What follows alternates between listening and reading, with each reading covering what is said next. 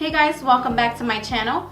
Today I'm going to be creating this very dramatic glam. I'm going to a wedding, so I figured why not film this look. And I'm also going to be reviewing some items that I just got, some items that I'm really loving.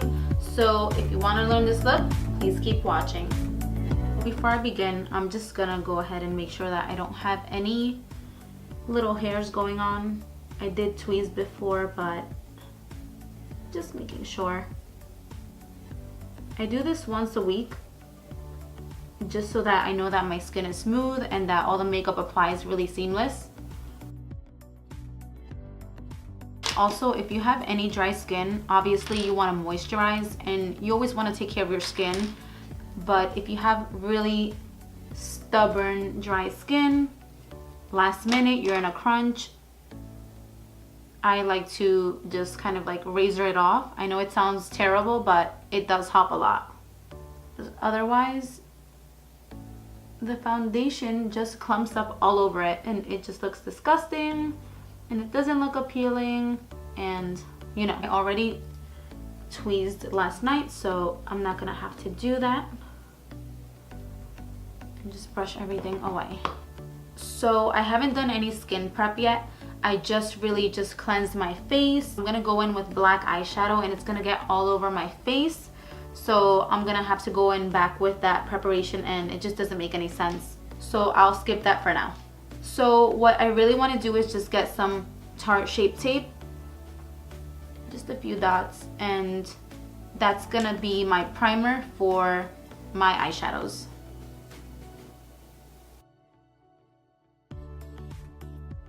I'm gonna take my Hourglass setting powder and just lightly pat that over my eyes so that when I go in with my dark eyeshadows, they just blend really nicely.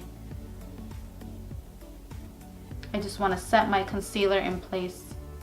I'm gonna be using the Jaclyn Hill palette. At first I was really hesitant about investing in the palette, and honestly I ended up loving the palette. Every shade has a purpose in this palette. It tells a story and it's just like the perfect palette to take along. It has all these different beautiful colors plus transition shades, and it's just perfect for bridal. It's perfect for like runway. It's perfect for a lot of things. Taking that shade, I'm gonna go lightly into my crease just because I don't want to go straight in with black eyeshadow. If you go in with black eyeshadow, I mean, if you're a real expert, that's great because you can accomplish the look that way, but I just feel like it's better to connect the colors. You can definitely bring that into the lid. It's not gonna affect the eyeshadow look whatsoever. Next, I'm just gonna take the second shade in the middle row, taking a really fluffy brush, going right back in the same area.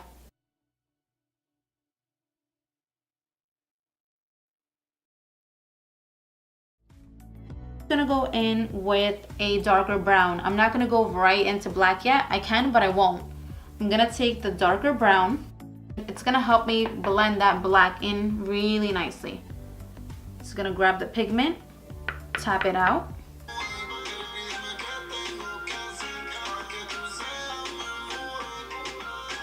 I'm gonna take my NARS brush in the number 13, pick up the brown, pat it onto your lid, and then start bringing it into the crease.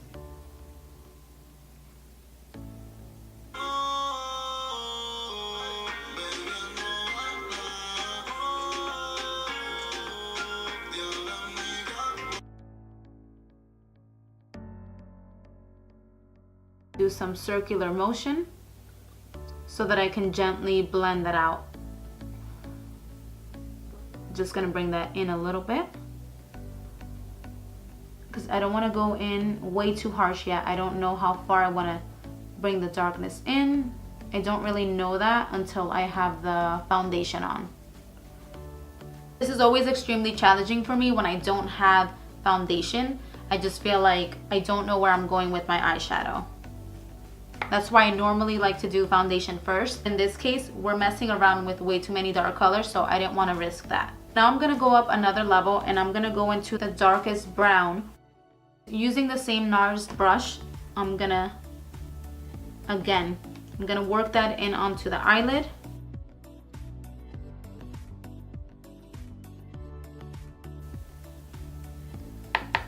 And then I'm gonna softly blend that out again into the crease so that all these beautiful brown shades meet.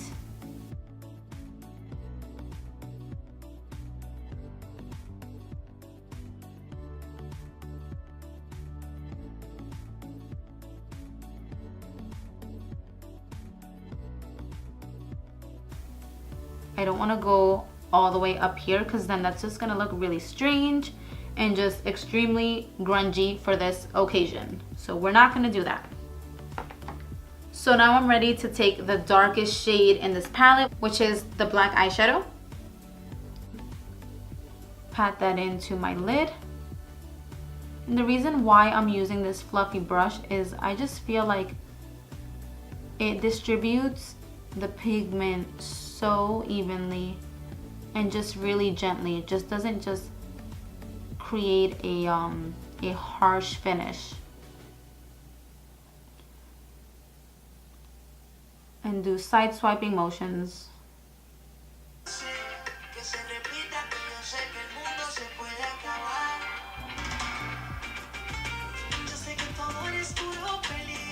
So I'm gonna take the Morphe E27 brush and I'm just gonna diffuse all of these colors on the crease. I like this brush so much. It's so big and fluffy and it just like, it's gonna tone everything down a little bit. If you're in a rush, I really recommend this brush. Like takes all the colors and just puts them right in there. Okay, so I didn't bring the dark tones too far into my tear duct area because I don't want it to look dirty and I don't want it to look, I don't know, raccoony. I mean, even though right now I do resemble a raccoon, it's not gonna look like that when I do my eyebrows and my foundation and so forth. I'm gonna go a little more dramatic because I still want a deeper black. So I'm gonna take the Blackest Black by Natasha Denona. The words are faded, but I will link it below. I'm gonna take that Morphe E27 brush and I'm gonna pat that pigment into my eyelid because that's the color that I wanna lock in to my lid. And I really love this tone. It has little sparkles in it, which is so fancy. I love that. I use this to do a smoked out wing as well. And it's really black. I really love that. You don't find a lot of black eyeshadow that's actually really and truly black.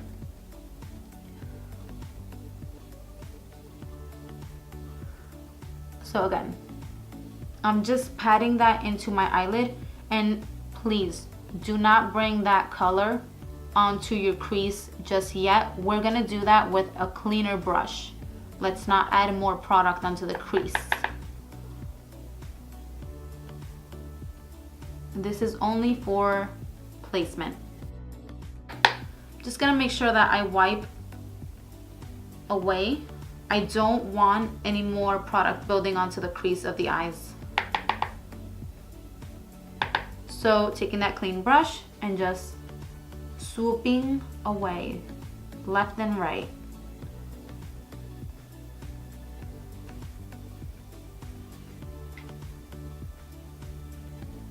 And I'm not bringing that in all the way.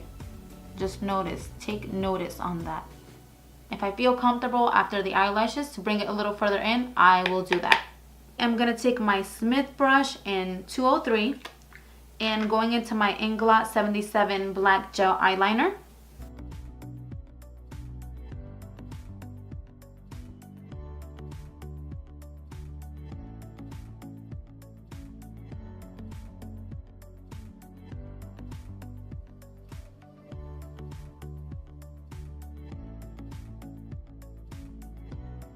I'm gonna take some liquid liner and just do it in the inner corners. It secures my makeup a little more and helps it prevent bleeding. Take a makeup wipe and start cleaning underneath my eyes.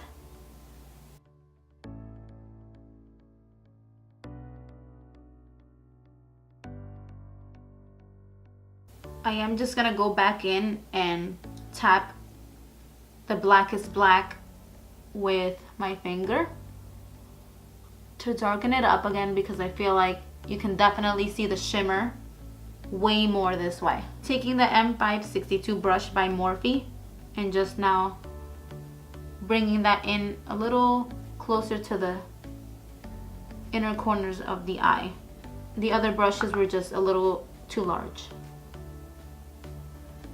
And I love this brush. It gets in every little crease and it just helps blend every little tiny corner that you have to blend. And it's also perfect for the crease area if you want to have a little more control over your blending and placement. I'm using my Stila Magnificent Metals Glitter Glow Liquid Eyeshadow in Molten Midnight. And I'm just going to do that right in the center of the lid.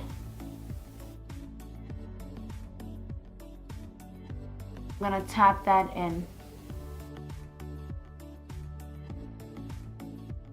Just going to go over the crease also a little bit, because when I blink, I want it to be seamless. Alrighty. I'm very sparkly right now. And let's face it, this glitter is never gonna come off of my face, because I feel like throughout the night I'm still gonna have some sparkle fallout, so I'm not gonna stress it too much. I'm just gonna embrace it. In my last video, I mentioned the Ole Henriksen brand. I've been loving that stuff, and I'm gonna use that today for my skin prep. I recently purchased this kit. What I love about it is that it comes with the Truth Serum, the C-Rush Brightening Gel Cream, and a cleanser.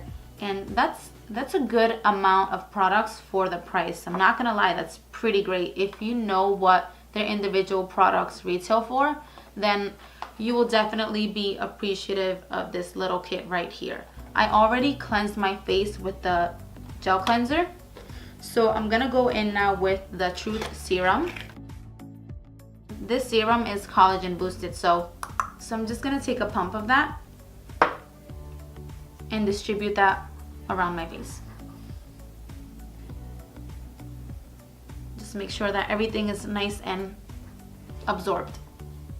I do this day and night, you guys, in the morning and at nighttime. And it absorbs very quickly, so make sure that you really work that in as fast as possible. Then I'm just gonna go in with their Banana Bright Under Eye Cream. And just pat that right in. It's gonna instantly brighten your skin and make it feel so nice and soft. I didn't have time to moisturize, so I'm gonna take their C-Rush Brightening Cream. I'm gonna work that right onto my skin in circular upward motion.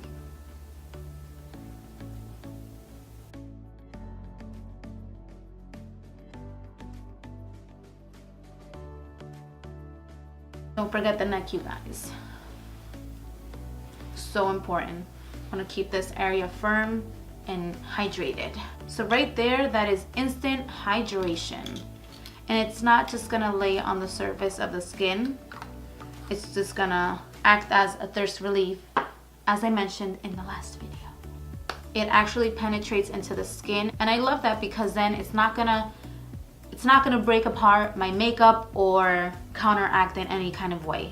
My final step into the skin prep is I'm gonna be using the new Ole Henriksen Banana Bright Face Primer.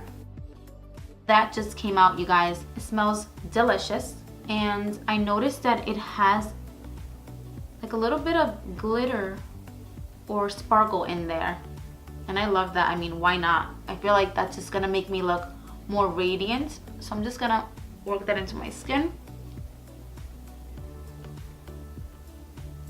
And I used it earlier today when I was running errands and doing other stuff, and it really held up well with my makeup, so I do give them that. I don't know how it's gonna be with heavy makeup, so I'll let you know how that works. that was it for my skin prep, you guys. So I'm definitely pressed for time. I just looked at the clock and I have a wedding to go to. So I'm gonna whiz through my foundation and concealer routine and I'll show you guys the final look.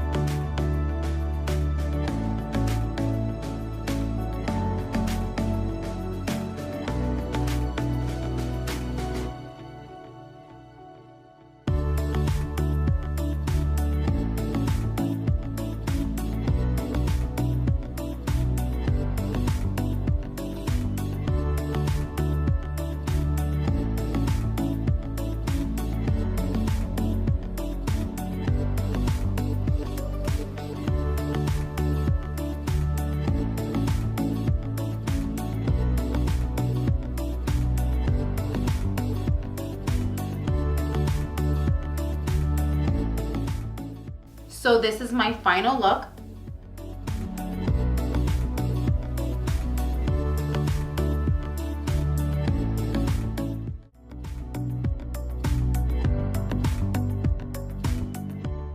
If you like this video, please don't forget to give it a thumbs up and don't forget to subscribe.